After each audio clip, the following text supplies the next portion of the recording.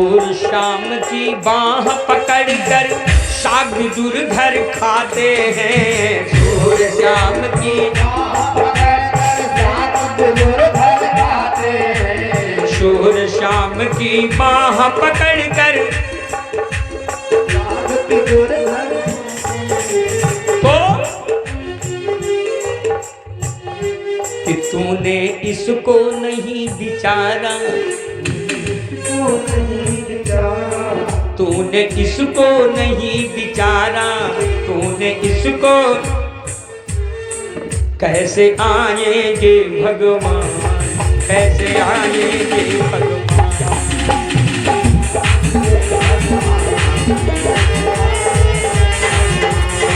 तूने आंगन नहीं बुहारा, चंचल मन को नहीं संभारा, कैसे आएंगे भगवान, कैसे आएंगे भगवान।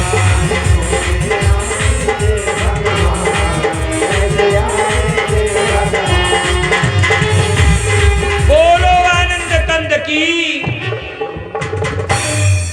भगवान ने कालिया को गति दिया। धीरे धीरे करके भगवान 5 वर्ष के हुए। एक दिन पूरी नंदगांव, पूरा बरसाना, पूरा ब्रजमंडल खूब सफाई हो रही थी।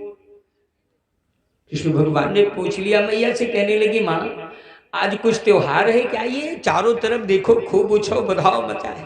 अरे मैया ने कहा आज इंद्र भगवान की पूजा है ना। अच्छा अच्छा, ये इंद्र कौन है? अरे कहा देवताओं का राजा है। अच्छा ये इंद्र करता क्या है? अरे बेटा अगर इंद्र नाराज हो जाए ना तो पानी नहीं बरसाता, और अगर पानी नहीं बरसाएगा तो ये जो तुम्हारी गैया है ये कहां से भोजन पाएंगी? तो मैया ने कहा कि अगर इंद्र पानी बरसावे और गोवर्धन घास ही ना उगावे तो क्या हो? कन्हैया मैया ने कहा तो कन्हैया ने कहा आज इंद्र की पूजा नहीं, आज गोवर्धन की पूजा होगी वृंदावन में। आज गोवर्धन की पूजा हो। अब तो ऐलान हो गया, सारी गोपी ग्वाले जितने थे सब अपने अपने घर में बढ़िया खूब खीर पूरी बनाया, लपसी पूरी, और चले गए गोवर्धन के पास। और खुद मेरा कन्हैया गोवर्धन बन के बैठ गया। और जितनी गोपियां जहां से पूरी पूरी हलवा खवावे वहीं से मुंह फैला फैला के। आज गोपियां तो विभोर हो गई। इतने दिन पूजा करते हो गया इंद्र को, कभी भी हमारी प्रसादी को स्वीकार नहीं किया, लेकिन आज देखो ना गोवर्धन को कैसा बढ़िया मुंह फैला फैला के खा रहे हैं। देवर्षि नारद पहुंच गए इंद्र के। अरे कहा वो एक तो नंद का छोरा है, अच्छी खासी आपकी बेइज्जती कर दिया महाराज। इंद्र ने कहा क्या हुआ? अरे कहा जानते हो आज आपकी पूजा की जगह गोवर्धन की पूजा करा रहा है और कहता है कि मैं भगवान हूं। देवराज इंद्र तो घमंडी था ही, लंपट भी है। तुरंत उसने किया क्या? प्रलय के बादलों को बुलवाया। वो बादल जो प्रलय के समय बरसते हैं बेटी, आदेश दे दिया जाकर के पूरा का पूरा ब्रजमंडल बहा करके समुद्र में फेंक दो। भयानक गड़गड़ाते हुए काले काले बादल बिजली चमचमाते हुए आए।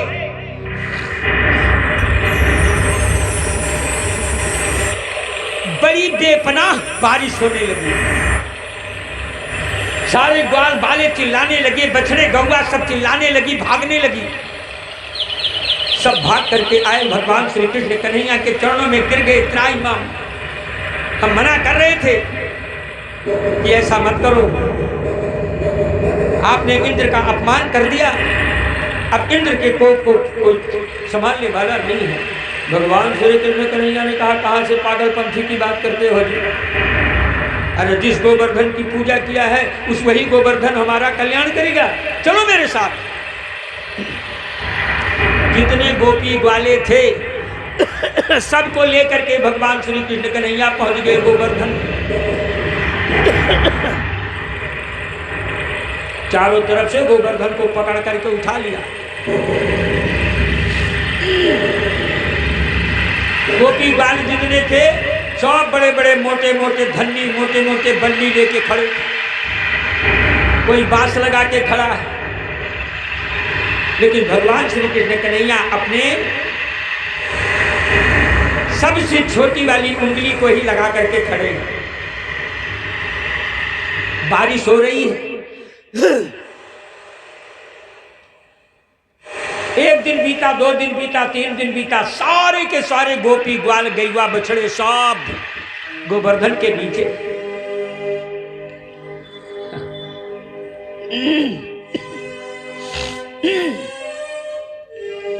4 दिन बीत गए तो गांव वालों ने कहा, ग्वालों ने कहा, बोले हे कन्हैया, ये जो दुनिया वालों को तू ये पिसान लगा के भंडारी बना दिखा रहा है ना, इतनी मोटी मोटी बल्ली, ये बड़े बड़े बांस, वो बड़ी बड़ी धन्नी लगा के हम लोग सब रोके हैं, और तू एक तो उंगली लगा के 4 दिन से खड़ा है।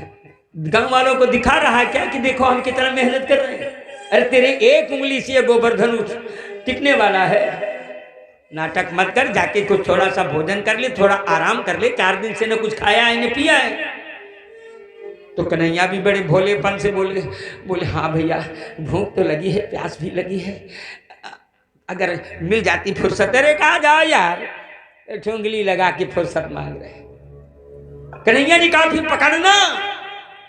अरे बोले जाओ ना, लेकिन जैसे मेरे कृष्ण कन्हैया ने अपनी उंगली थोड़ी सी ढीली किया कि जितनी बांस बल्ली सब पार पार पार पार, सारे ग्वाल वाल चिल्लाए, अरे कन्हैया बचा बचा बचा बचा। कन्हैया ने फिर अपनी उंगली टाइट कर दिया। तो इतने में श्री दामा आया और बड़े धीरे से कन्हैया से पूछने लगा, कन्हैया तुझे मेरी कसम है, सही सही बताना, तू भगवान है ना? तू भगवान है? कन्हैया मन में सोचने लगे, बोले आदमी बने रहोगे तो कल्याण है, अगर भगवान बन गए तो कल्याण नहीं है। हाँ, आदमी बने रहोगे ना तो सवेरे फरहारी, दोपहरिया फरहारी, फिर समोसा, फिर चाट, फिर मलाई, फिर लड्डू, फिर रसगुल्ला, फल।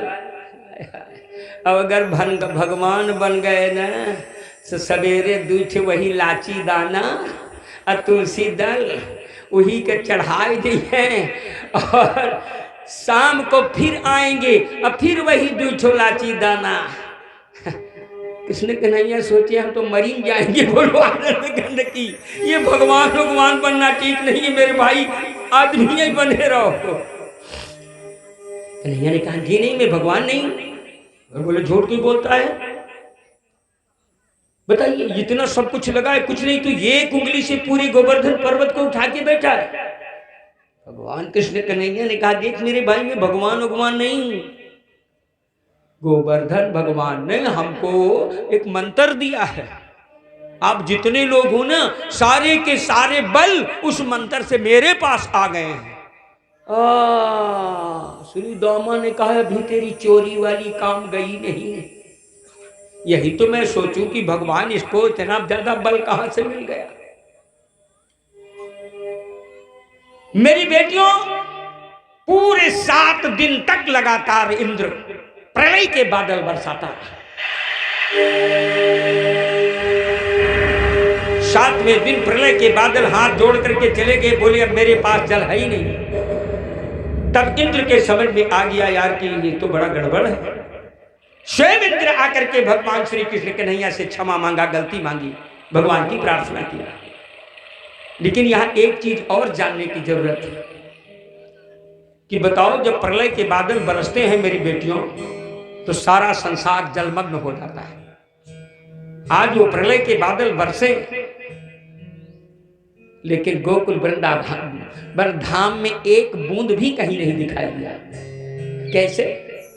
इसके पीछे एक बड़ी सुंदर सी कहानी है, जिसमें रामावतार में भगवान श्री राम रावण को मार करके लौटे तो रावण ब्राह्मण था और ब्राह्मण के मारने से रावण को ब्रह्म हत्या लग गई। तो राम जी ने गुरुदेव वशिष्ठ से पूछा, कहा महाराज ये हमारी ब्रह्म हत्या मिटे कैसे? तो बोले, कहा ब्राह्मणों को बुला करके उनका चरण प्रक्षालन कर दो और उनको सुंदर भोजन करा दीजिए, जाते वक्त दक्षिणा दे दिए, काम समाप्त हो जाएगा। अब राम जी गए, जितने भी ब्राह्मण थे सबके घर, लेकिन मेरी बेटियों आज राम जी के दरवाजे कोई ब्राह्मण भोजन करने के लिए राजी नहीं हुआ, सब ने इनकार कर दिया, बड़े उदास होकर के चले आ रहे थे। तो रास्ते में देखा एक 100 साल के बुढ़े पंडित जी कर यहां झुक हाथ में डंडा लिए चले आ रहे थे। तो राम जी ने सोचा हो सकता है ये ब्राह्मण देवता ही हमारी मान जाए। आगे बढ़कर के राम जी गए और ब्राह्मण के चरणों में प्रणाम किया। बोले महाराज मेरी एक विनती है, आप मानोगे? बोले हाँ बताओ। बोले महाराज क्या आज आप हमारे यहाँ भोजन करेंगे? वो बुढ़ाऊ पंडित मान गए, हाँ हाँ चलूंगा। खूब प्रसन्न हो गए राम जी, घर में ले गए, माता सीता से बताया, देवी ये अकेले ब्राह्मण है बेचारे, अब इनके लिए क्या हम रसोइया को बुलाएं? तो मैया सीता ने कहा ऐसा करते हैं कि हम अपने हाथों से बना रहे हैं और आप अपने हाथों से परस के इनके खिला दें। अब माता रसोइया में बैठ गई तो सोची कि बुढ़े पंडित थे, ज्यादा से ज्यादा 4-6 ठो पूड़ी खाएंगे, 10 ठो खाएंगे और क्या खाएंगे। अब बड़े प्रेम से वो एक एक निकाल के दे रही है और राम जी परस रहे हैं। एक पूड़ी पंडित जी एक ही बार में गप, तो सीता जी दुद्दू शुरू किया, अब दोनों एक ही बार में गप, तो तीसरा 3-3, 5-5, 10-10, 100-100। सीता जी पागल हो गई, 8 सिद्धियां 9 निधियां आ गई मेरी बेटियों, बड़े बड़े कराहे चल रहे हैं, पूड़ी ली जाके उड़ेरा जा रहा है, सब्जी एकदम 4-4, 10-10 आदमी लगे हैं, राम जी बेचारे बैठ करके पवाए रहे। 1 दिन बीता, 10 दिन बीता, 15 दिन बीता, 20 दिन बीता, 27 दिन बीत गया। बुढ़ाऊ पंडित डटे हैं, चल ही रहा, एकदम थक करके राम जी चूर हो गए, हाथ जोड़ करके कहने लगे महाराज अरे बीच बीच में पनियों पी लिया करो सरकार। तो बुढ़ऊ पंडित बोले, कहा जब बीच आवे तब न। राम जी तो गिरे बेहोश हो गए कि बाप रे 27 दिन से अभी आधौ नहीं हुए। पंडित जी समझ गए कि सब कोई डामाडोल हो गया, तो बोले कि अच्छा रहने दो, लाओ पानी पिला दो। तो राम जी पैरों में गिर गए, बोले महाराज भोजन करा के फंसे, अब हम इस जन्म में आपको पानी नहीं पिला पाएंगे सरकार, अब अगले जन्म में मैं कृष्ण अवतार लूंगा, फिर आपको पानी पिलाऊंगा।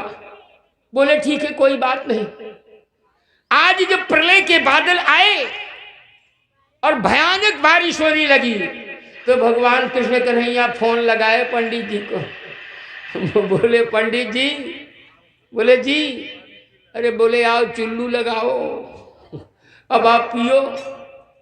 मेरी बेटियों मेरे बंधुओं, वो ब्राह्मण चुल्लू लगा करके बैठ गया और जितनी प्रलय के बादल की पानी आई सब गटागट पी गए। अब आप कहोगे महाराज वो बुढ़े पंडित हैं कौन? तो मेरी बेटियों उस बुढ़े पंडित का नाम है अगस्त ऋषि, जिन्हें कुंभज महाराज भी कहते हैं, जिन्होंने क्रोध में आकर के 7 के 7 समुद्र को ओम माधवाय नमः, ओम नारायणाय नमः और ओम केशवाय नमः में ही बिल्कुल चट कर गए। इस तरीके से मेरी बेटियों भगवान ने गोवर्धन की पूजा करवाई, गोवर्धन का मान सम्मान बढ़ाया। और गोवर्धन एक बार केवल एक लाइन गाएंगे, इसलिए कि कथा बड़ी लंबी चौड़ी अभी पीछे पड़ी। अरे मैं तो गोवर्धन को जाऊं मेरे लाल, कि मैं तो गोवर्धन को जाऊं मेरे वीर, ना माने मोरा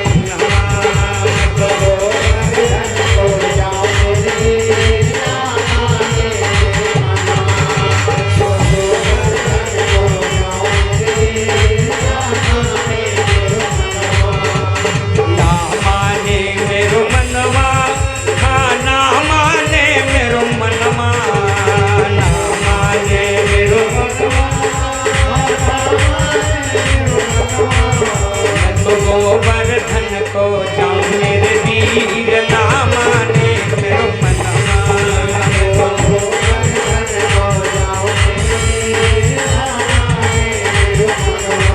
कैसे? हाँ हाँ सात शेर की करूं कढ़ाई, सात शेर की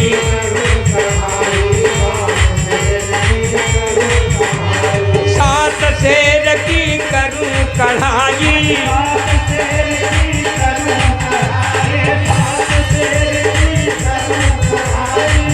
मैं तो प्रणन, मैं तो साधुवन, मैं तो संतन भोग लगाऊं मेरे वीर नाम में रमनमा। मैं तो संतन भोग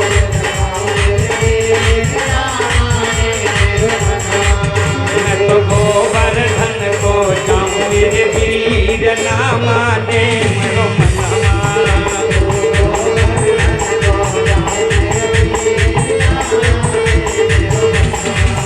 मैं तो गोवर्धन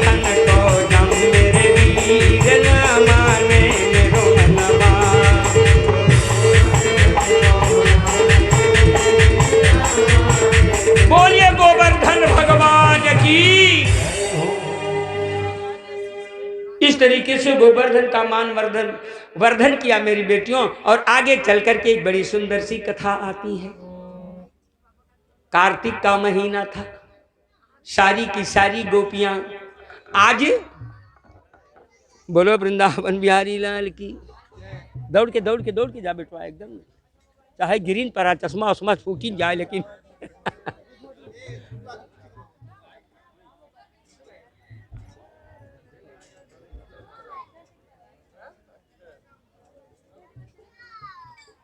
बंद कर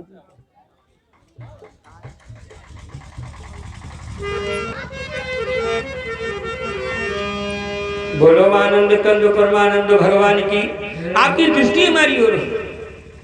सारी की सारी गोपियां आज व्रत हैं, 1 महीने का व्रत है। और ये ऐसा व्रत होता है मेरी बेटियों की, उसमें कुंवारी लड़कियां ही व्रत करती हैं। जिनका विवाह किसी कारणवश नहीं हो पा रहा है या उस बेटी के लायक वर नहीं मिल रहा है, तो हमारी कुंवारी बेटियां जो हैं वो व्रत करती हैं। और उस व्रत का नाम है पुंसवन व्रत। उसमें माता गौरी की पूजा की जाती है। और जिस दिन व्रत का समापन होता है उस दिन वो बेटियां जाती हैं जमुना में नहाने के लिए। तो पूरी 1 महीने तक सारी गोपियां जो है वो व्रत थी। और व्रत किसके लिए थी? कृष्ण कन्हैया के लिए कि यही मेरा पति मिल जाए। और गई जब जमुना में नहाने के लिए, तो आज मैं अपनी बेटियों को एक संदेश देना चाहता हूं, अपने भैया के लोगों के लिए भी। पहले तो बेटियां कान खोल के सुन लो। भले तुम्हारे घर में बाथरूम बना है, भले चारों तरफ से कवर्ड है, किमाड़ा लगा है, कुछ भी है, लेकिन काज से कान पकड़ लेना कि कभी भी बाथरूम में निर्वस्त्र होकर स्नान मत करना। बोलो वृंदावन निकली लाल।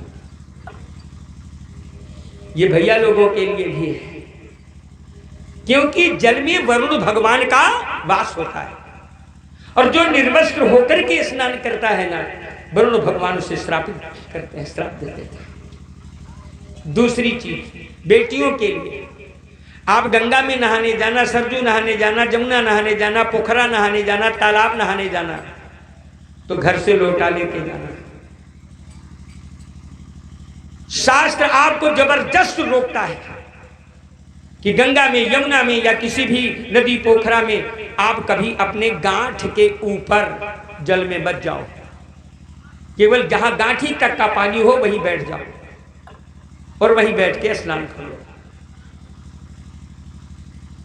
और यहां तो देखते हैं माताएं कि है चली गई, कहन कई डुबकी लगाऊ, कहन 7 तकौली करा लगी। डुबकी लगाने का कोई अधिकार नहीं है मेरी बेटियों। आप लोग बुरा मत मानना, हमारा शास्त्र आपको अपवित्र मानता है। बोलो कंद की जय, अशौच कहता है। इसीलिए जल में गांठी के ऊपर के जल में नहीं जाना चाहिए। बोलो वृंदावन बिहारी लाल। और गोपियों ने वही किया, वो गई। अरे कहन की कौनो 11 कौनो 12 कौनो 13 कौनो 14 अरे कौनो कौनो कई 18 कई उमरिया रे। हर उम्र की है, जा रही है कहाँ? अरे कौनो 11 कौनो 12 कौनो 13 कौनो 14 अरे कौनो कौनो कई 18 कई उमरिया रे। चली जमुना जाला भरना गगरिया रे। चली जमुना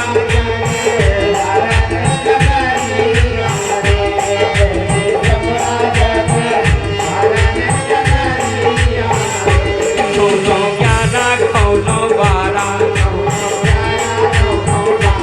कौनो 13 कौनो 14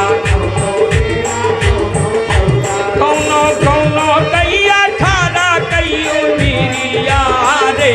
चली जमुना जाला भरना गुजरिया रे। चली जमुना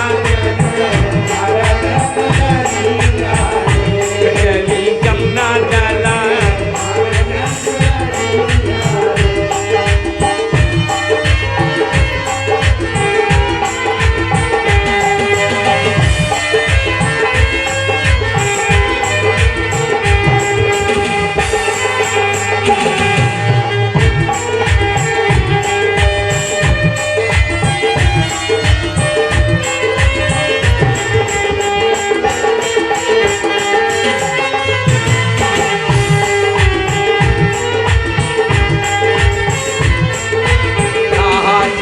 जमुना जाला भरना गगरिया रे।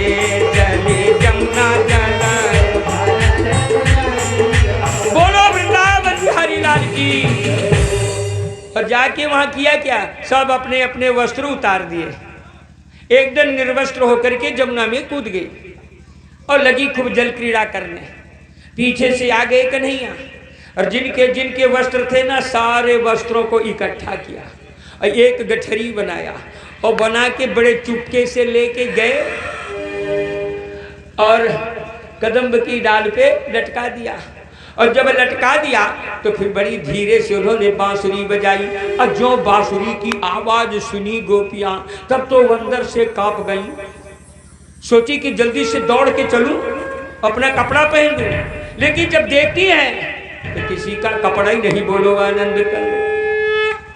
अब वो बैठ करके मंद मंद मुस्कुरा रहे हैं और गोपियां यहाँ से हाथ जोड़ करके, एक कन्हैया तेरे चरणों में मैं माथा रखती हूँ, मुझसे बहुत बड़ी गलती हो गई, हे कन्हैया मेरे कपड़े दे दो। तो कन्हैया कहता है देख भैया, मैं किसी का कपड़ा वपड़ा नहीं लिया, ये तुम्हारे सारे कपड़े हैं, भाई जिनका जो हो ले जाए। अब निकलें कैसे? बोलो आनंद गंड की जय। अच्छी खासी फजीहत में फंस गई, लाख लाख प्रयास किया लेकिन भगवान ने कपड़ा नहीं दिया। अंत में गोपियों ने किया क्या? अपनी अपनी लज्जा को बचाते हुए वो जो पुरैन का पत्ता होता है, उन पुरैन के पत्तों को तोड़ तोड़ करके और उसका पर्दा करके आई और अपने अपने वस्त्रों को ले गई। बोलो आनंद कंद की जय हो। हाँ, तो याद कर लेना, अगर आपने थोड़ा सा भूल कर दिया तो फिर वो कृष्ण कन्हैया मानने वाला नहीं है, वो आपको अवश्य ही दंड देगा। बोलो आनंद कंद की जय हो। इस तरीके से भगवान ने गोपियों के चीरहरण की कथा बताई। आगे चल करके अब श्रीमद् भागवत की वो कथा,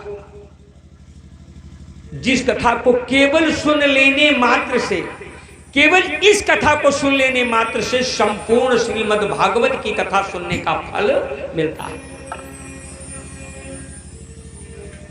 ये कथा जो आज रासलीला की मैं सुनाने जा रहा हूं बेटियों, ये बड़ा ही पुनीत कथा है, बड़ी पवित्र कथा है।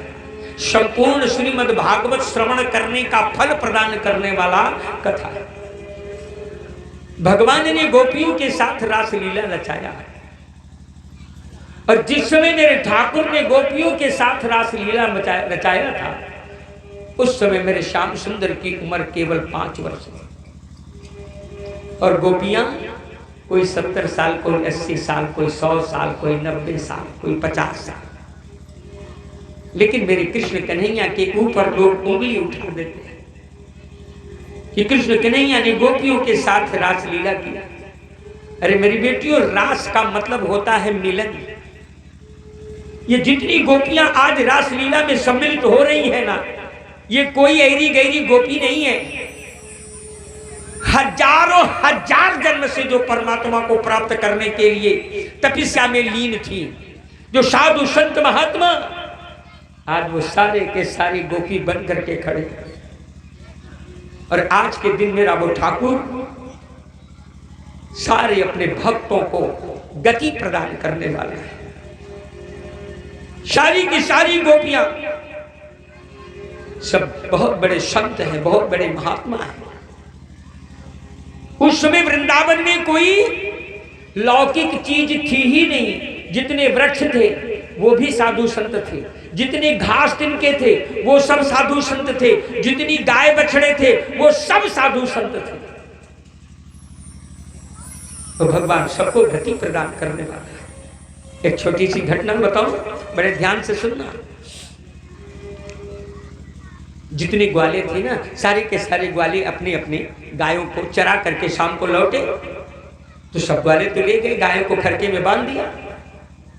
इतने में एक ग्वाला आया अंदर और अपनी पत्नी से पूछता है, क्यों नहीं गोपी, भोजन है क्या? गोपी ने कहा हाँ हाँ है। अरे जरा लगा दे, बड़ी भूख लगी।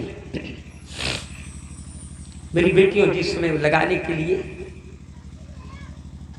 रसोई घर में गई,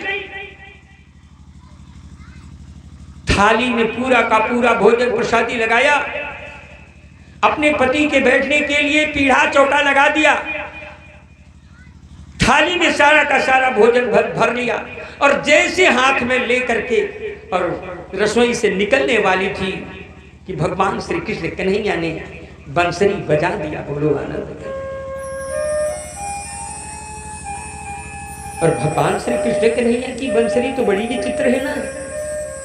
जिस समय मेरे श्याम सुंदर की बंसरी बजती है, जब जमुना का प्रवाह रुक जाता है, सूर्य की गति ठहर जाती है, प्रकृति का जो चलाव है, प्रकृति का जो फेरा है, ठहर जाता है। बड़े बड़े योगियों के योग टूट जाते हैं। इंद्र के दरबार में नाचने वाली अप्सराओं के पैर रुक जाते हैं। सुंदर मृदंग बजाने वालों की उंगली अपने आप ठहर जाती है। जिस समय भगवान श्री कृष्ण की बंसरी बजती है बेटियों, उस समय कोई भी प्राणी अपने होश में ही नहीं रहता। किसी ने लिखा है 2 लाइन बड़ी सुंदर,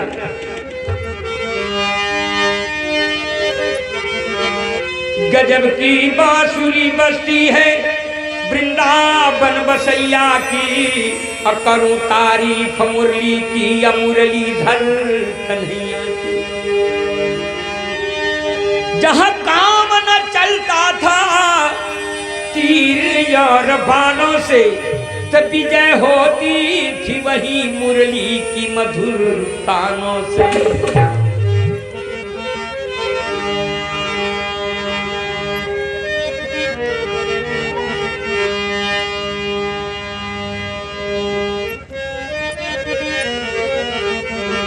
अरे ऐ श्याम तेरी बंसरी ने क्या सितम किया, ऐ श्याम तेरी बंसरी ने क्या सितम किया,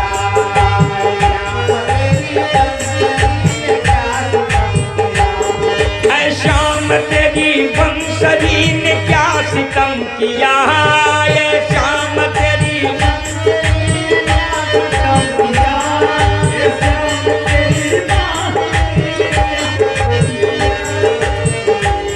तन का न रहा होश मेरे मन को हर लिया, तन का न रहा होश मेरे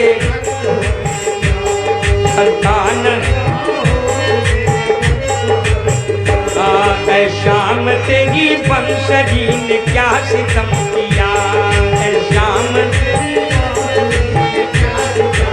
बोलो वृंदावन बिहारी लाल की। बड़ी सुंदर व्याख्या है मेरी बेटियों।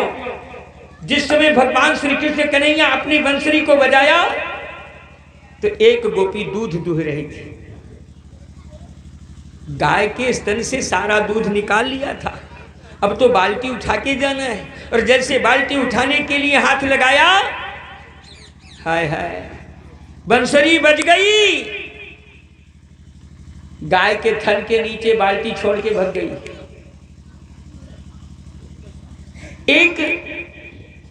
एक गोपी अपने पति के चरणों की सेवा कर रही थी। अभी तो केवल एक ही पैर की सेवा थी। जैसे दूसरे पैर को मींजने के लिए हाथ आगे बढ़ाया, बंसरी बज गई। धीरे से पति का पांव सरकाया, पीछे निकल गई। एक सखी अपने बच्चे को दूध पिला रही थी। अभी बच्चे का पेट भी नहीं भरा था कि बंसरी बजी और भाग गई। जाने दीजिए। बोलो वृंदावन बिहारी लाल की। ऐसे आ जाओ भैया, इनके बैठने के लिए जगह दो। ये भगवान श्री कृष्ण कन्हैया और रुक्मिणी, जोरदारी से आप लोग जयकारा लगाइएगा ताली बजा करके। बोलो श्याम सुंदर की, रुक्मिणी मैया की। वाह। बोलो आनंद कंद की। आपकी दृष्टि हमारी ओर हो, बड़े ध्यान से सुनना। भगवान की कथा में मतांतर नहीं होना चाहिए। आप लोग तो इस तरीके से है, अगर कोई चीज देख लिया ना तो कथा जाए भाड़ में पहले हो का दिया।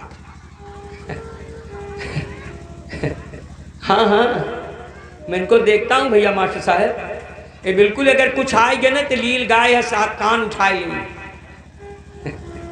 यानी कथा पथा से कोनो मतलब ही नहीं। अरे यहाँ कथा सुनने के लिए आई हो, और एक बात समझ लेना, अगर कथा सुनने में थोड़ी सी कोताही हो जाती है ना तो कथा से ज्यादा खतरनाक कुछ होता भी नहीं है। ये जितना फल प्रदान करता है ना, उसका 4 गुना ज्यादा रिएक्शन करत। बोलो वृंदावन बिहारी लाल की। आपकी दृष्टि हमारी ओर है। एक गोपी सज रही थी, अभी रास में जाऊंगी। बढ़िया हाथ गोड़ धोया, तेल लगाया, पाउडर, स्नो क्रीम जो भी लगाती है, पूरा सज गई 15 श्रृंगार सज गई। और जैसे काजल को उठाया, काजल की आंखों में लगाऊं, तो दोनों उंगली में उसने बढ़िया काजल लगाया और काजल लगा के आईना सामने रखी। यहां तक ले आई थी कि भगवान की बंसुरी बजी और इस कदर से वो बावरी हो गई कि आंखों में लगाने वाले काजल को होठों में चपड़ लिया। बोलो मसद और होठों में लगाने वाले लाली को उठाया और अपने आंखों में फटाफट लगाया और भाग गई। जिसको कहते हैं किंग कर्तव्य विमूढ़। एक गोपी गहना पहन रही थी, गहना की पेटी उठाई और जैसे उठाई वैसे भगवान की बांसुरी बजी। तो जानते क्या किया? अरे नाक में पहनने वाली नथनी को पैरों की अंगुरी में पहन लिया। बोलो, और जो पैरों की अंगुरी में बिछिया पहनी जाती है वो नाक में घुसेड़ा भागी।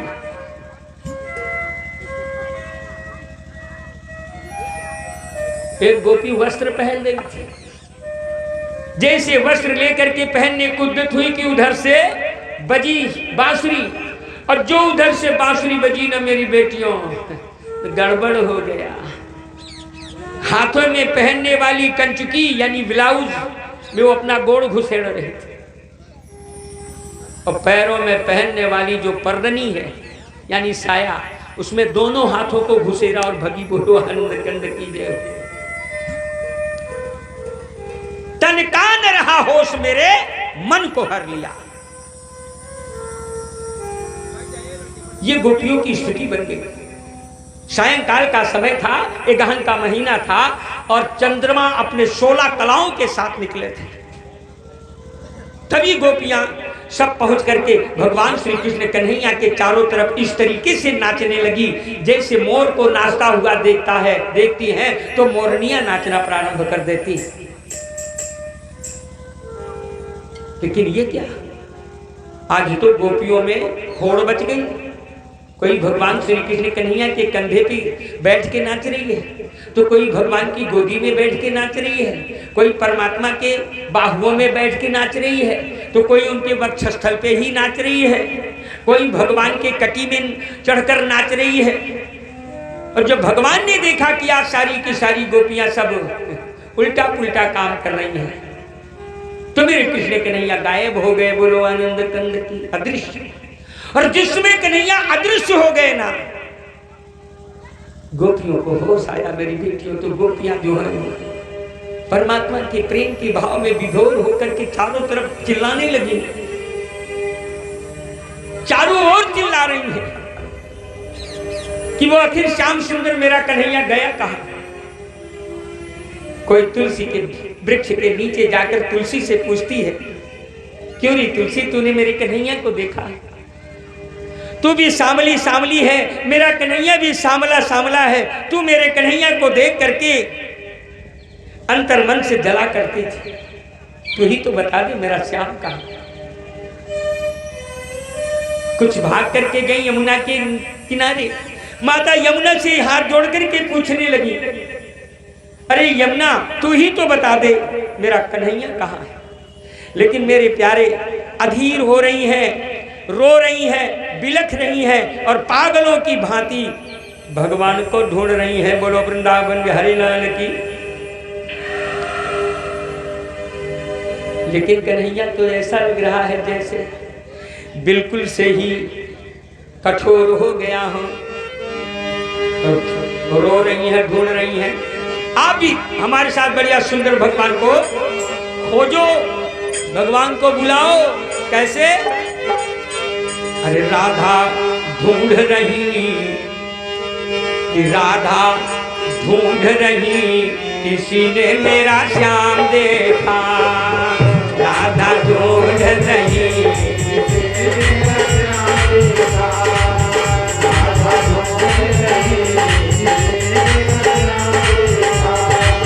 श्याम देखा मेरा श्याम देखा, श्याम देखा मेरा श्याम देखा।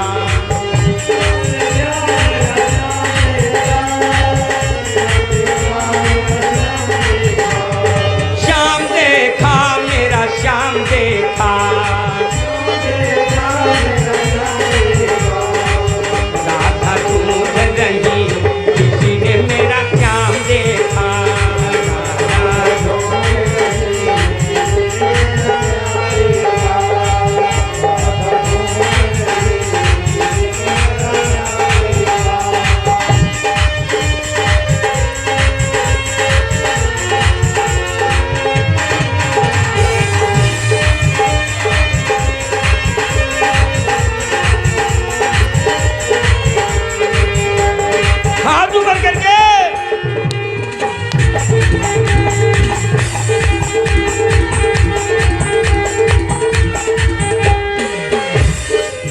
एक ने कहा हाँ देखा। कहा? राधा तेरे शाम को मैं जमुना तट पे देखी, राधा तेरे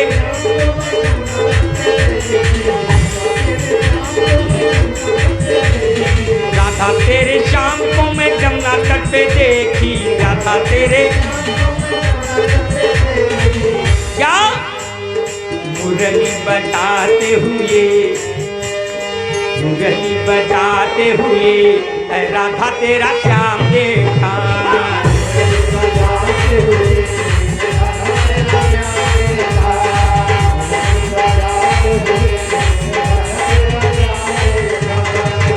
राधा ढूंढ रही, किसी ने मेरा श्याम देखा।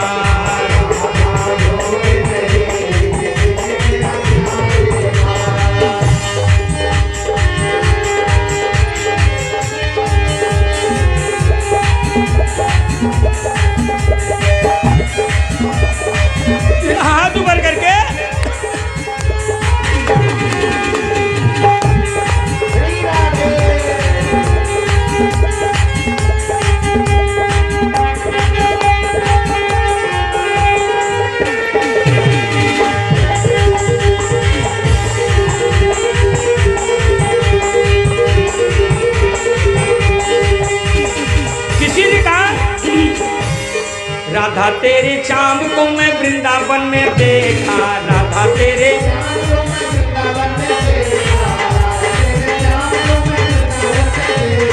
राधा तेरे श्याम को मैं वृंदावन में देखा। क्या?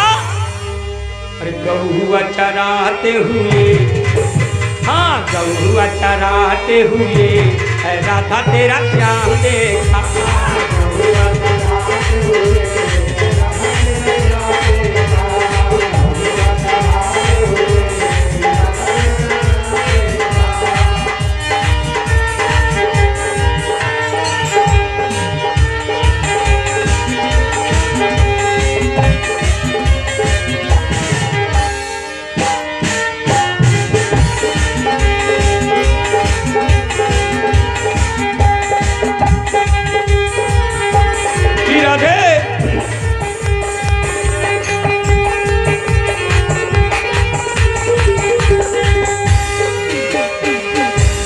राधा तेरे श्याम को मैं,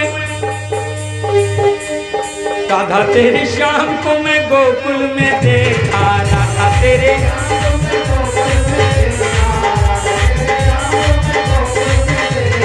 गोकुल में देखा मैंने, गोकुल में देखा।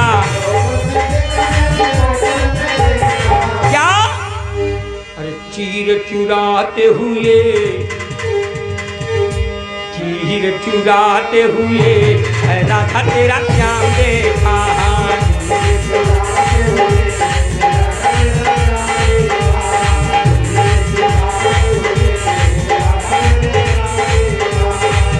राधा ढूंढ रही तेरा श्याम देखा, राधा राधा ढूंढ रही किसी ने मेरा श्याम देखा है, राधा। बोलिए वृंदावन बिहारी लाल की।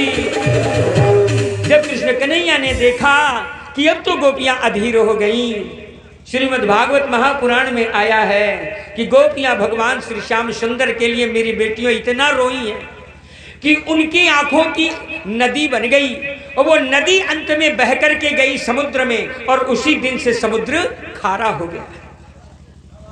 इतना रोई है। भगवान प्रकट हो गई, आए और गोपियों के साथ सुंदर रास रचाया और रास रचाने के बाद रात्रि के प्रहर में भगवान श्याम सुंदर गोपियों से थोड़ा नाराज भी हो गए। भगवान ने कहा कि बताइए, अपने अपने पतियों को छोड़ करके पराये पति के साथ, जार पुरुष के साथ आप लोग नाच रही हो, गा रही हो, आपको शर्म नहीं लगती? कितना बड़ा पाप कर रही हो। ललिता ने भगवान से पूछ लिया। ललिता जी का महाराज मैं आज आपसे एक प्रश्न कर रही हूं, आप मेरे प्रश्न का उत्तर देना। और बेटियां ये ललिता का प्रश्न बड़े कान खोल के सुनना। ललिता ने कहा, कन्हैया एक पति था, एक पत्नी, बड़े प्रेम करते थे, बड़े गरीब थे, घर में खाने की व्यवस्था नहीं थी। एक दिन पति ने पत्नी से कहा, देवी अब घर में बैठे बैठे काम चलने वाला नहीं है, परदेश जाऊंगा। पत्नी बेचारी विह्वल हो गई, कहने लगी आप चले जाओगे तो मेरा पातिव्रत धर्म कैसे चलेगा। पति ने कहा, एक पत्थर की मूर्ति, एक मिट्टी की मूर्ति मैं तुमको बना के जा रहा हूं और जब तक ना आऊं तब तक उस पत्थर की मूर्ति को तू अपना पति मानना। एक पत्थर की मूर्ति बना के चला गया। इतना पैसा कमाया, मेरी बेटियों की सुंदर 3 महल का घर बन गया, कुआं बन गई, बावरी बावली बन गई, बाग बगीचे बन गए, खेत बाड़ी, नौकर चाकर सब कुछ हो गया। कई वर्ष बीत गए और केवल उस मिट्टी के पति को ही अपना पति मान करके वो पतिव्रता दिन व्यतीत कर रही थी। एक दिन सायंकाल का समय था, वो जो पत्थर मिट्टी की जो मूर्ति थी ना, उसी मिट्टी की मूर्ति की पूजा कर रही थी कि किसी ने दरवाजा खटखटाया। पत्नी बोली, कौन? दरवाजा खटखटाने वाला ने कहा कि देवी जरा दरवाजा खोल के देखो मैं कौन। अरे पत्नी ने कहा महाराज आप अपना पहले परिचय तो दीजिए। दरवाजा खटखटाने वाले ने कहा देवी मैं तुम्हारा परदेसी पति। दरवाजा खोलो। आए हुई अपने पति को जब सुना है वो अधीर होकर के जैसे उठ करके दरवाजे की ओर बढ़ी कि वो मिट्टी वाला पति ने हाथ पकड़ लिया। कहां आज वो पत्नी दोनों के बीच में किंकर्तव्य विमूढ़ होकर के फंसी है।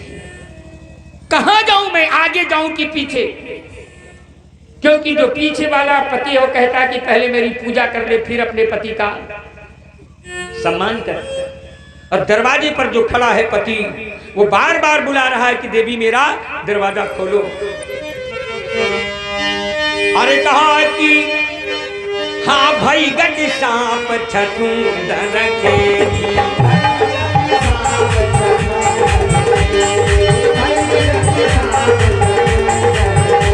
हे भाई गज सांप छठूंदर केरी।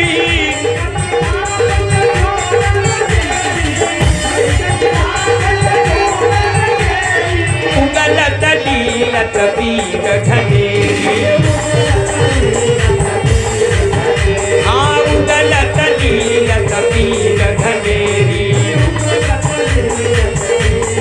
बोलो वृंदावन बिहारी लाल की। ललिता ने पूछ लिया बताइए ने कृष्ण कन्हैया अब उसको करना क्या चाहिए?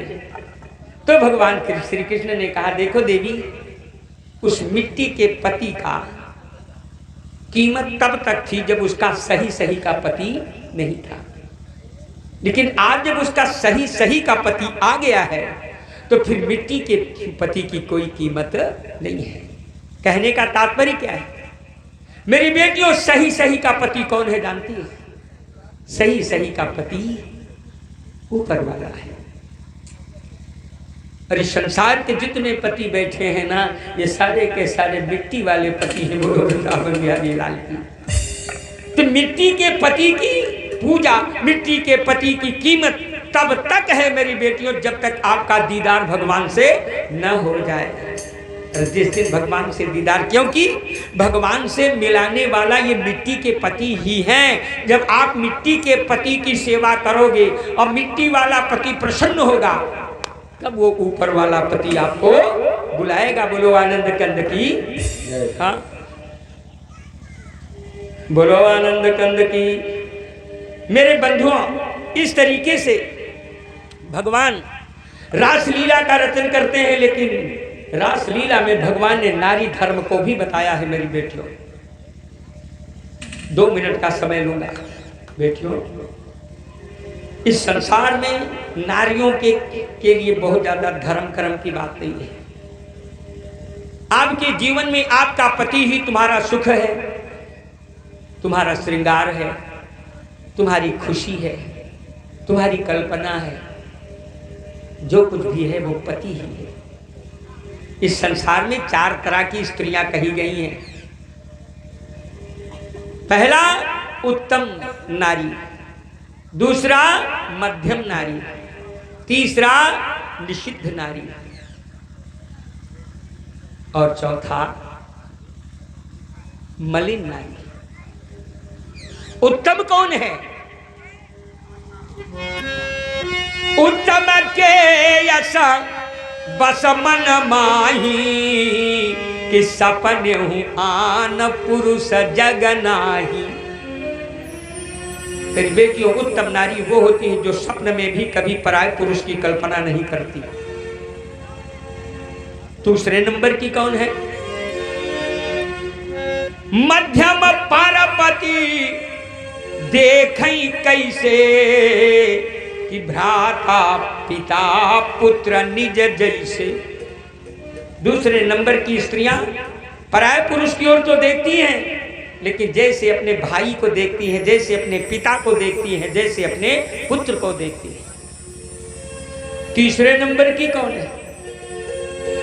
तीसरे नंबर की अधम होती है वो पराये पुरुष को देखती है और पराये पुरुष के अंग लगने का प्रयास भी करती है, लेकिन कुल खानदान की बेइज्जती होगी, नाक कट जाएगा, ये सोच करके अगला कदम नहीं उठा।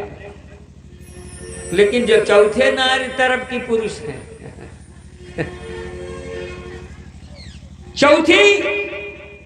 चौथी तो वो है मेरी बेटियों,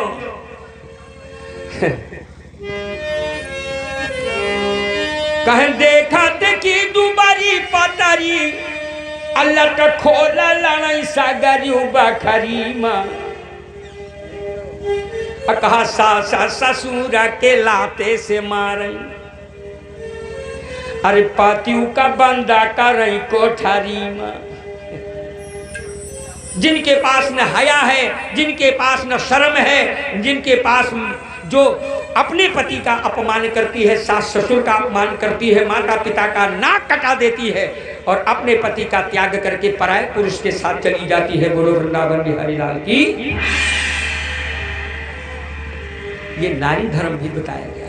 और एक बात समझ लो, जो नारी एक क्षण के सुख की प्राप्ति के लिए पराये पुरुष के अंग लग जाती है, उसकी स्थिति जानती हो क्या होती है? कहा है, क्षण सुख लागी जन्म शतकोटि। एक क्षण की सुख की प्राप्ति करने के लिए 100 करोड़ जन्म तक नरक में वास करना पड़ता है, और 100 करोड़ जन्म के बाद जब पैदा होगे तो फिर नारी बनोगी और विवाह तुम्हारा उसी पति से होगा जो पहले था। लेकिन कहा कि विधवा होई पाई तरुणाई, और ऐसी स्त्री भरी जवानी में ही विधवा हो जाती है। बोलो वृंदावन बिहारी लाल की। इसलिए मैं अपने बेटियों से कहना चाहता हूं, हमारा शास्त्र, हमारे भगवान, हमारी गीता, हमारे ऋषि मुनि, हमारी सभ्यता, हमारा समाज, हमारी संस्कृति, हमारा सनातन ये सिखाता है कि जिसको तुम्हारा हाथ माता पिता पकड़ करके पकड़ा देना, वही तुम्हारे लिए भगवान है। बोलो आनंद कंद की। और जो सूपनखा वाला धंधा कर रही हैं, माता पिता से कोई मतलब ही नहीं, सुपंखा की तरह अपने से ढूंढ लिया और ढूंढ के लेके चली गई। अंत में जितनी है वो सब करने पूरा और काम सभी कट जाता है। बोलो आनंद कंद की। संस्कृति, अपनी सभ्यता, अपने समाज में रहना सीखो मेरी बेटियों। स्वतः अगर कोई काम करोगे ना तो फिर जिंदगी भर गच्चा खाओगी, उसमें फिर किसी का दोष नहीं होगा। बोलिए वृंदावन बिहारी लाल की, आनंद कंद की जय हो। बड़े प्रेम से गाइएगा।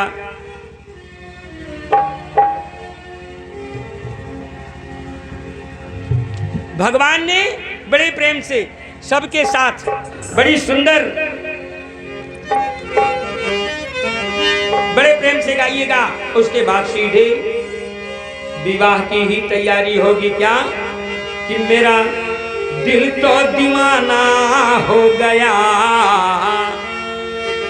हर मेरा दिल तो दीवाना हो गया, मुरली वाले तेरा, मेरा दिल तो दीवाना हो गया, मुरली वाले तेरा, मेरा दिल तो दीवाना हो गया, मुरली वाले तेरा, मुरली वाले तेरा,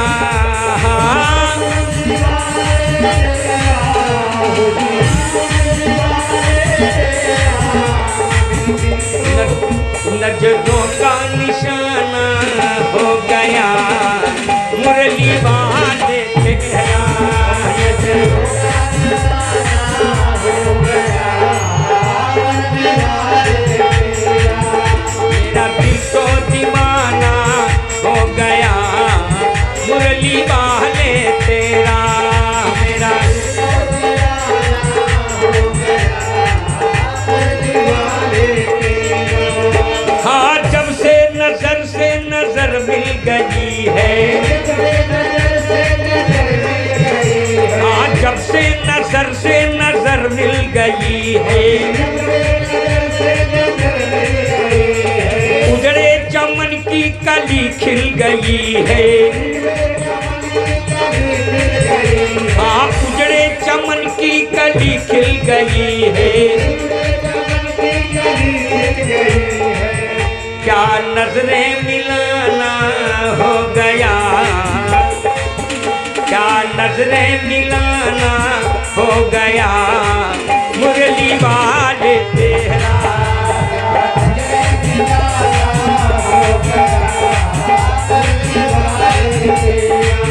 मेरा दिल तो दीवाना,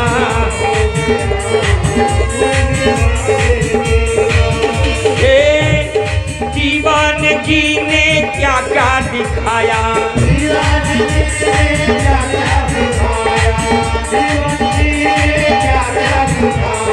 दुनिया छुड़ा के तुझसे मिलाया।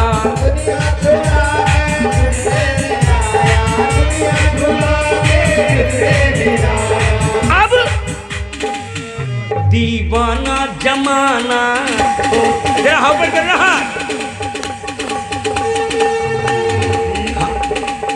दीवाना जमाना हो गया, बंसी वाले तेरा। दीवाना जमाना हो गया, बंसी वाले तेरा। मेरा दिल तो दीवाना हो गया, मुरली वाले तेरा। मेरा दिल तो दीवाना हो गया, हाँ हाँ, प्राणों के प्यारे कहाँ छुप गए हो,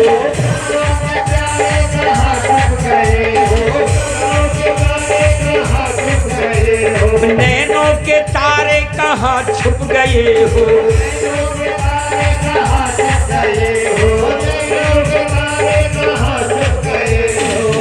क्या नजरें मिलाना हो गया, मुरली वाले तेरा। क्या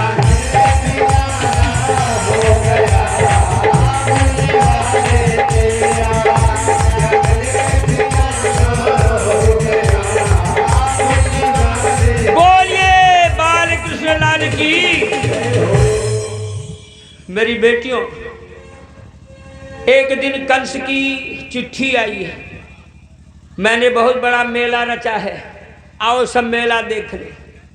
भगवान श्री कृष्ण कन्हैया, अब मेरे पास पूरा वृत्तांत सुनाने का समय नहीं बचा है, क्योंकि अक्रूर जी को भेजता है और अक्रूर जी रात भर कृष्ण कन्हैया के यहाँ रहते हैं। और सवेरे कृष्ण कन्हैया बलदाऊ को जब लेके जाने लगे तो जितने ग्वाल बाल थे न, सारे के सारे ग्वाल बाल सब। उस समय पर गोपियों की विरह गीत भी बड़ी सुंदर है मेरे प्यारे, लेकिन अब क्या मैं बताऊं, वही समय की सबसे बड़ी प्रॉब्लम है। गोपियां बहुत रोई थी भगवान श्री कृष्ण के लिए, लेकिन सबको समझा बुझा के कन्हैया चल दिए। रात भर वृंदावन मथुरा में रहे और सवेरे गांव घूमने के लिए निकले। तो सबसे पहले जब निकले पूरे ग्वाल बालों के साथ, तो एक धोबी मिला जो कंस का धोबी था। भगवान श्री कृष्ण कन्हैया ने उस धोबी को मामा कहकर के संबोधित किया। धोबी बड़ा ही गुस्से में आ गया। बलराम जी ने एक मुक्का मारा, धोबी राम राम हो गया। और जितना कंस का कपड़ा था सब ग्वाल बालों ने पहन लिया। आगे गए, सुदामा नाम का दर्जी मिला, उसने सारे कपड़ों को काट काट करके बढ़िया सुंदर बना दिया। फिर आगे गए तो एक माली मिला, माली ने सबको बढ़िया सुंदर सुंदर माला पहना दिया। और जब आगे गए तो भगवान श्री कृष्ण के सामने एक 3 जगह से टेढ़ी स्त्री, बड़ी कुरूपणी चली आ रही थी। भगवान श्री कृष्ण कन्हैया ने उस कुरूपणी को देखा तो बड़े प्रेम से बुलाए, ओ सुंदरी। अब तो बेचारी हतप्रद रह गई कि हे भगवान, इस दुनिया में मैं सबसे बड़ी कुरूपणी ये कौन है जो सुंदरी कह के बुला रहा है। और जब पीछे भगवान कृष्ण कन्हैया को मुड़ करके देखी तो संसार का सबसे बड़ा सुंदर था। कन्हैया गए, परिचय पूछा, देवी आपका नाम क्या है? कहा महाराज वैसे तो मेरा नाम शैलेंद्री है, लेकिन सारा संसार हमको कुब्जा कह के बुलाता है।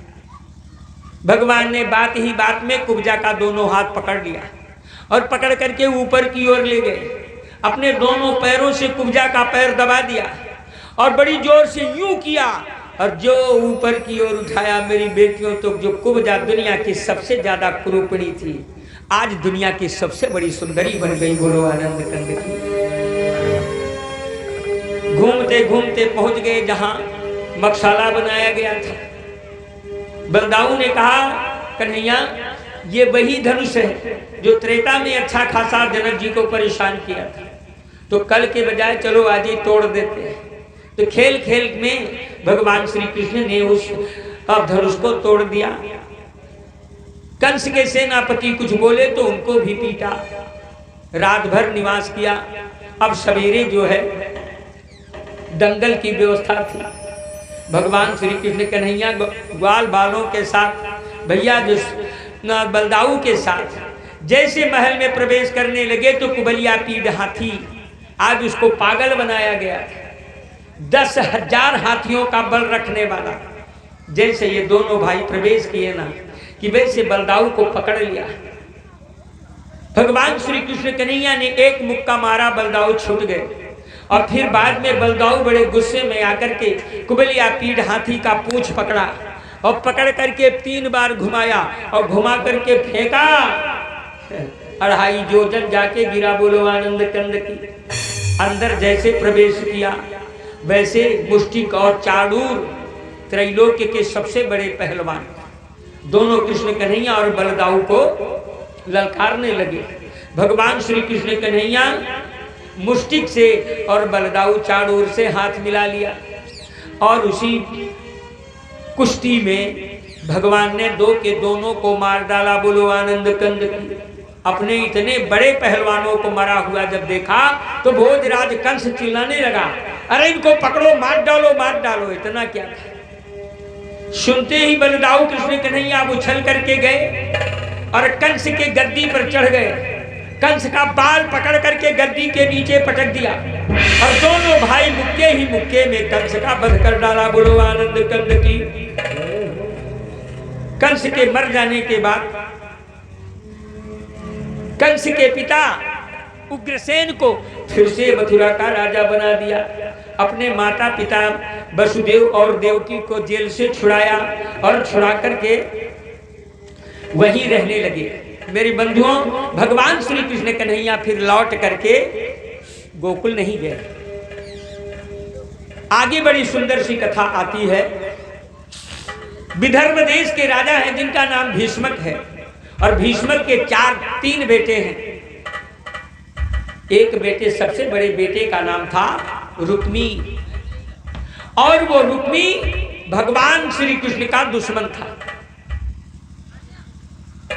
और भीष्मक की एक बेटी थी जिनका नाम था रुक्मिणी, लेकिन रुक्मिणी अंदर ही अंदर भगवान श्री कृष्ण से प्रेम करती थी। हालांकि रुक्मिणी ने कभी कन्हैया को नहीं देखा था, लेकिन भगवान के सामर्थ्य को देख करके, परमात्मा के स्वरूप को देख करके, उनकी दया, उनकी करुणा को देख करके, सुन करके भगवान श्री कृष्ण कन्हैया की दीवानी हो गई थी। इधर रुक्मी ने भगवान श्री कृष्ण कन्हैया की बुआ का लड़का शिशुपाल, जो भगवान का दुश्मन था, उससे रुक्मिणी का विवाह तय कर दिया। अब बेचारी परेशान है, क्या करूं। और अंत में मेरी बेटियों, बारात भी आ करके दरवाजे पे लग गई।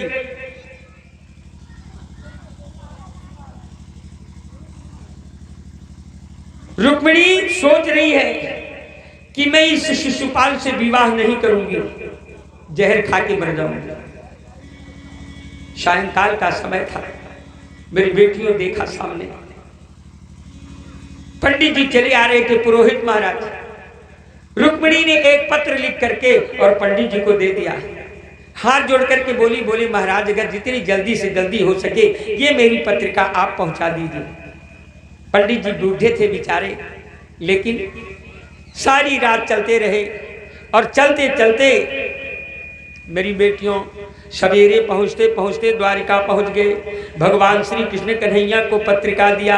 भगवान श्री कृष्ण कन्हैया ने जिस समय पत्रिका को पढ़ा तो भाव विभोर हो गए और भाव विभोर हो करके अपने पवन वेग से उड़ने वाले रथ और घोड़े को सजाया और सजा करके आए। उसी दिन रुक्मिणी का विवाह था। रुक्मिणी ने पत्रिका में लिख दिया था कि महाराज हमारे यहाँ जिस बेटी की शादी होती है वह बेटी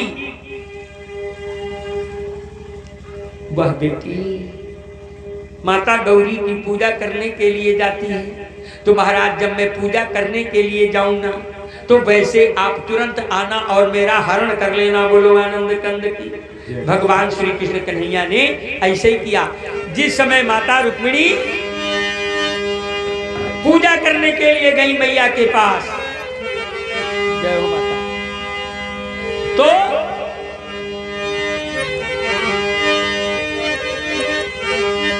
बोलो वृंदावन बिहारी लाल की। माता के चरणों में गिर गई और अरे पूजा की न अधिक अनुरागा,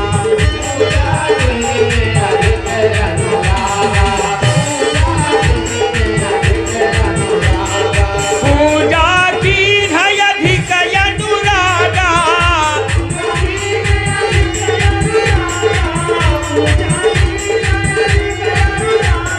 निजयन रूप सुभग परमाला,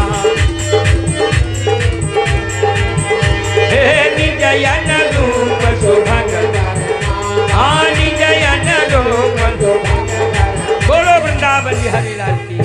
बड़े अनुराग से माता की पूजा किया और मधुबन में पधारी मेरी माँ, कि मधुबन में पधारी मेरी माँ, कुहा कर रही कोयलिया। मधुबन में पधारी मेरी माँ, कुहा कर रही कोयलिया।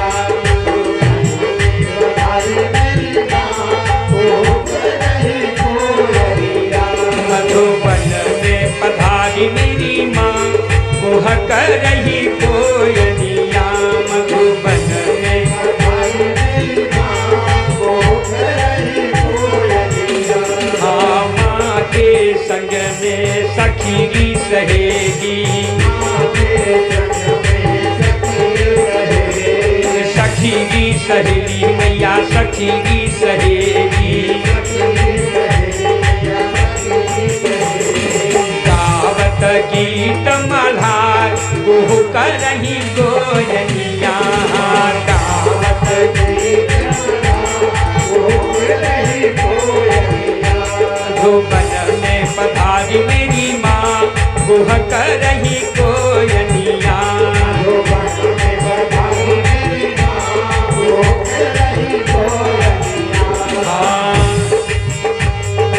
माँ के संग में हरे हरे सुअना, हरे हरे सोना मैया, हरे हरे सुअना। हाथी रहे डारई डार, कुहो करही कोयलिया।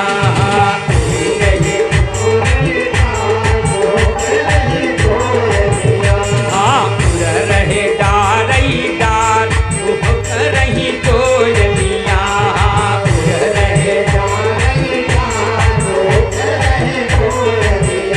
बोलो वृंदावन बिहारी लाल की। बड़े अनुराग के साथ पूजा किया और जैसे भगवती का आशीर्वाद लेकर के मैया रुक्मिणी मंदिर के बाहर आती हैं कि इतने में पवन वेग से चलने वाले घोड़ों पर सवार, रथ पर सवार होकर के भगवान श्याम सुंदर प्रकट हो गए। तुरंत अपना हाथ आगे बढ़ाया, रुक्मिणी का हाथ पकड़ा और पकड़ करके अपने रथ में बैठा लिया। लेकिन क्या ये क्या हुआ, रुक्मिणी के हाथों में रथ की लगाम दे दिया और ये श्याम सुंदर रुक्मिणी के पीछे खड़े हो गए। क्यों? क्योंकि दुनिया वाले देखें कि श्याम सुंदर रुक्मिणी को भगा के नहीं, बल्कि रुक्मिणी भगवान को भगाए के ले जा रही है। बोलो आनंद कंद की। शिशुपाल ने पीछा किया, पीछे से बलराम आगे नारायणी सेना लेकर के भगा दिया। लेकिन रुक्मिणी, जो रुक्मिणी का भाई था, वो कसम खा लिया कि मैं बदला लेकर के आऊंगा। पीछे पीछे जा रहा था, गुस्से में आके भगवान श्री कृष्ण कन्हैया ने एक डोरी में फंसा लिया रुक्मिणी को और खींच लिया, रथ के नीचे गिर गया। अब क्या था, रथ से घसीटता चला जा रहा था। बलदाऊ को गुस्सा लगी, अरे बोले छोड़ यार, ये तेरा रिश्तेदार है, तेरा साला है, इसको इतना बड़ा दंड ना दे। भगवान श्याम सुंदर ने किया क्या, ऐसा बाण चलाया कि उसका दाढ़ी, उसका मोछा, उसके बाल, उसके भाव सब जय जय सीताराम कर दिए, सब घोट दिया और मुख में कालिक लगा करके छोड़ दिया। इस तरीके से भगवान रुक्मिणी से विवाह करते हैं। तो अब भगवान जब लाए अपने द्वारिका में, तो बड़े धूमधाम के साथ भगवती का विवाह करते हैं। अब हम अपने जजमान जी से निवेदन करेंगे कि भैया आप आवे यहाँ, दोनों जजमान और जजमानी बिछुए हैं। हाँ, तो वहीं बैठ जाओ, वहीं बैठ करके सबसे पहले आप पानी ग्रहण करोगी। अरे माल पड़ी, चिंता नहीं, पहले माल निकाला तब जय माल तो आई।